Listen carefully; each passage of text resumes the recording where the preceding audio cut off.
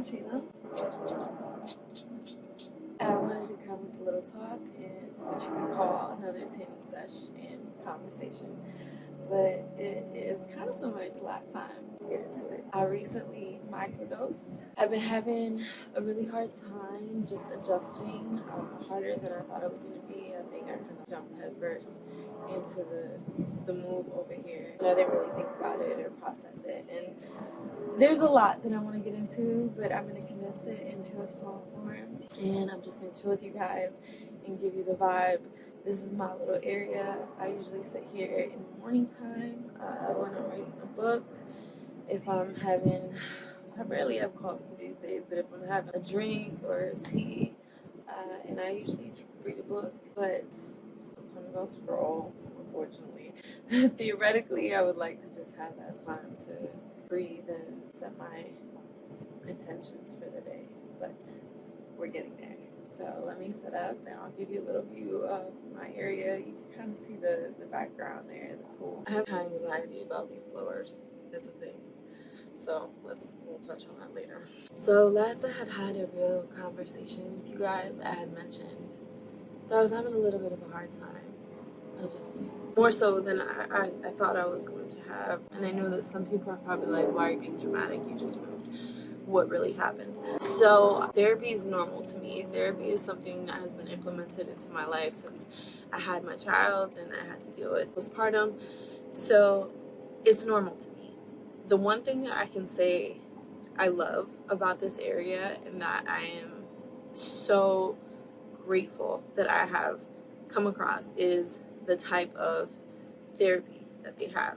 I found what you would call, or he likes to be referred to as a mind coach. And they not only offer you the same service as, letting you expel your emotional bowels, and giving you their take on it or helping you in any certain way they can with their knowledge. They're also breaking down for you why certain things are the way they are, because there are actual physical reasons why you feel certain ways or why you do certain things, and there's certain stuff that you can do to help yourself, right? They're like a holistic practice. They're a holistic practice that believes in psychedelics and also believes in just somatic therapy, talk therapy. They're just amazing. And within the first 20 minutes of me having a session with my mind coach, he likes me to call him a mind coach, he told me there was a book that he wanted me to read and that he knew that right off the bat. And when he got back into the room, he had this book. I wish I had it on me. It's upstairs, so I'm obsessed. I'm basically done with it, and I just got it 4 days ago. It's called The Highly Sensitive Person. And he asked me if I had ever heard of that term before. I said no. And the reason why I'm even doing this video is I'm hoping that even if 1 or 2 people that watch this video identify with this, will feel humanized, will feel validated, will feel not crazy, and a lot of things in their life will make sense. He said that 15 to 20% of people are highly sensitive. And that is an actual neurological, physical trait that you carry, right? So you pick up on things. The best example I can give you is one they have in the book, and it's a story about these 2 twins. One is highly sensitive and the other is not. He says Rebecca walks into her classroom, sees her teacher, kids in her class, and all their bags in a corner, just as she normally would. So she drops her stuff, goes on about her play. Rob walks in, he sees the teacher's there, but he looks upset. And there's a student with him, and he also looks upset.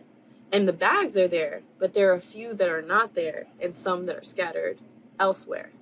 So he already deems this situation as a cautionary situation. Like, he doesn't want to approach it in the same way he would normally, because he notices, he senses, he feels that it's not the same as it would.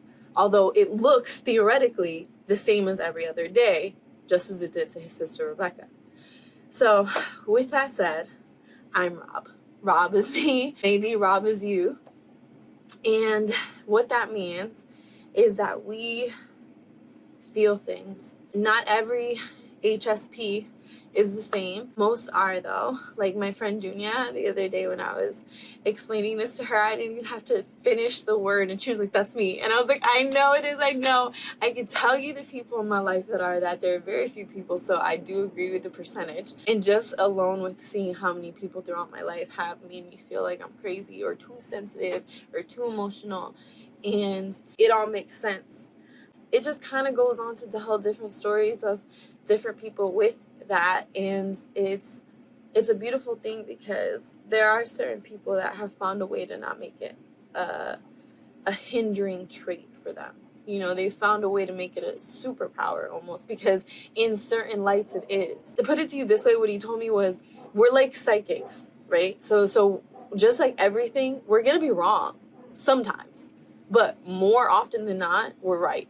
Like our suspicions, our sentiments, our feelings, the things that we have premonition about, stuff like that, it's a real thing. So I can tell you for myself, there have often been times that yes, I believe that the mind is powerful, and if you think about something, you can manifest it. So maybe I made things happen, but I also can tell you that I've seen things unfold that I felt like they were going to happen, and I knew they were going to happen, and they happened like that.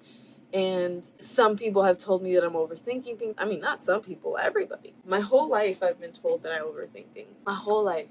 And that's something that they talked about in the book, where a lot of kids who show signs of being highly sensitive when they're little, they get tested for mental deficiencies or something. They think that there's something wrong with you when really it's a trait. It's an inherited trait that certain people show. It's interesting because I don't think anyone in my immediate family is like this, and he agreed that that's the case in certain times, but it's always in the family. So maybe my great-grandmother or my great-great-great-grandmother, someone in my family had this, and I'm okay with it.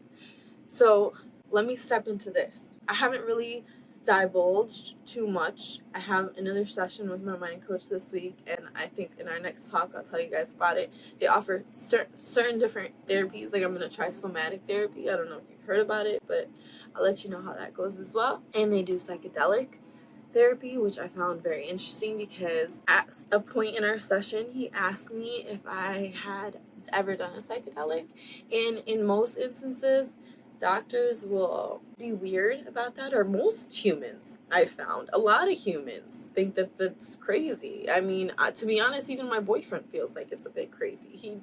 He is not the type of person to do it. But again, yin yang, right? That's why we kind of like work, because I think if I had someone that was like exactly like me, it would be insane.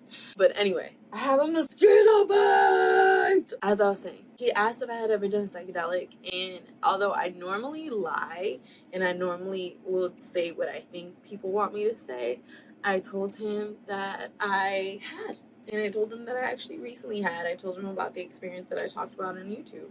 And it was the craziest thing because I didn't give him a moment. I described the situation and then I followed up with, and I'm glad I did it because I was anxiety free for about a week and I felt incredible, and I still think about that day and with pleasure. And he responded, you know, if you had done that in a clinical way, it probably would have lasted you longer than a week. And I was shocked, but I felt, again, validated, and I was ecstatic because I knew there's certain things in my body that I understand that I could never possibly find the words to convince anybody else of. But in certain circumstances, like I always bring it to Dunya or my friend Angel, who I have a podcast with, we have a spiritual connection where it's like I could feel it in my bones. I could feel them in my bones. It's a weird, I don't know how to explain it. It's something strange, but it's, if I were to express it to them, they understand it. They're both mental warriors and able to experiment in that realm. My friend came over after my session with my mind coach, and I had mushroom chocolate and we microdosed. And I had been having, the reason I even saw the mind coach was because I had been having a really difficult time just adjusting to everything in my new life. I don't know what it was. There's a lot going on that I'm not gonna share. It's like real life shit. It's not juvenile relationship or career bullshit. And I'm not saying that anybody's career or relationship issues are bullshit because I have those myself. But it's like I've been going through real life shit and it's been hard. And for somebody who's highly sensitive, it's double down. So with that said, Dunia came over, microdosed, and it was funny because while we were having our conversation, we're like 20 minutes deep conversation. I was like, I don't think I feel it. And she was like, no, you're tripping because I'm tripping. You're just so used to us having psychedelic talk, even when we're sober, that it's like, you know, you can't tell the difference. And started laughing. But I could feel it after. I feel like that's what I feel with microdoses. I don't necessarily feel it while it's happening, but I do notice it when it's done or when it's worked its way out of my system. We had very open conversation. We kind of studied the session that I had, which was really therapeutic. And we shared our opinions and thoughts, and it was a beautiful day. And I have to say, prior to that, those days before that, and the days before seeing my mind coach, I was really anxiety ridden. It was, if you have it, you understand it. If you don't, it's very difficult to understand, and it sounds redundant, and I probably like, mental health, it probably seems stupid to you. And part of me is extremely jealous of people who don't understand it, because that means that they live their life so happily and blissfully and a bit ignorantly, let's be real. They have more, or sometimes I think they enjoy life more, and that's a huge positive, right? You just what else are you gonna get out of this life but a good experience? You make it what it is. But I embrace the gift that I've been given of being able to both feel an extreme amount of happiness and also sadness, and to understand the highs and lows, the ebbs and flows, and to be an overthinker, to be an overfeeler. That's a word. It's been real. No, I don't know. I'm learning how to be who I am. A big part of it, I think that he told me I need to be more authentic, because we spoke a lot about me doing YouTube and me on here, and he told me I need to like stuff like this where I don't really think will be received well, just because a majority of my popularity has come from the male gaze. And secondly, because a lot of my opinions are controversial. A lot of my life choices are controversial. I get really irritated when a lot of men will comment on, I guess because they took my cartoon in the beginning to say that I'm a single mother, and even if I was, like, what? But I get millions of comments, not millions, but you know what I mean. Comments about single mothers and just like kind of disgusting things, and about weed, and even with my psychedelic thing, it was controversial. Or when I talked about the Jehovah's Witness thing, it was, oof, I had to turn the comments off because there were so many Jehovah's Witnesses commenting, and it was still very traumatic for me. I haven't really gone through the layers of what the religion meant to me and what it did to me, and I'm not saying I'm against it. I don't really know. What I'm saying is I haven't processed my feelings, and it's hard, and I don't feel like they give you that room. And that's the one thing that makes me certain that I don't want to be a part of anything at the moment, is because I need the room to process without thoughts being planted in my head or being encouraged. I want to be able to move forward without my thoughts being encouraged. I've had a lot of transitions in my life. Everybody has. But the truth is that not everybody will examine like I do. Or a lot of people are ignorantly blissful. And again, I'm very jealous. And I kind of wish I was you. But with that said, that's what I'm on. That's where I'm at. If you identify with anything that I said, you should read the book. It's called The Highly Sensitive Person. I'll link it below. I will update you guys on, and I'm not even going to say if you want it, because I'm just going to do it because I want it. And whoever finds it that likes it, I love you for that. And I'm going to just be happy because I'm being real. So with that said, that's what I'm on. That's where I'm at. I'm going to continue making content, but I'm also going to slip content like this in there because I need to be myself. I need to live authentically. I also had a little bit of a haircut. I needed to trim my dead ends, but I also just wanted a little bit of a fresh start, so it worked out. I had a really good time talking to you guys, and I hope that you enjoyed this as much as I did. I will give you a little tour of the grounds, and this is what I do every morning. This is where you'll find me at. I hope you guys are well. Until next time, please be safe, please be kind. I love you, and finito.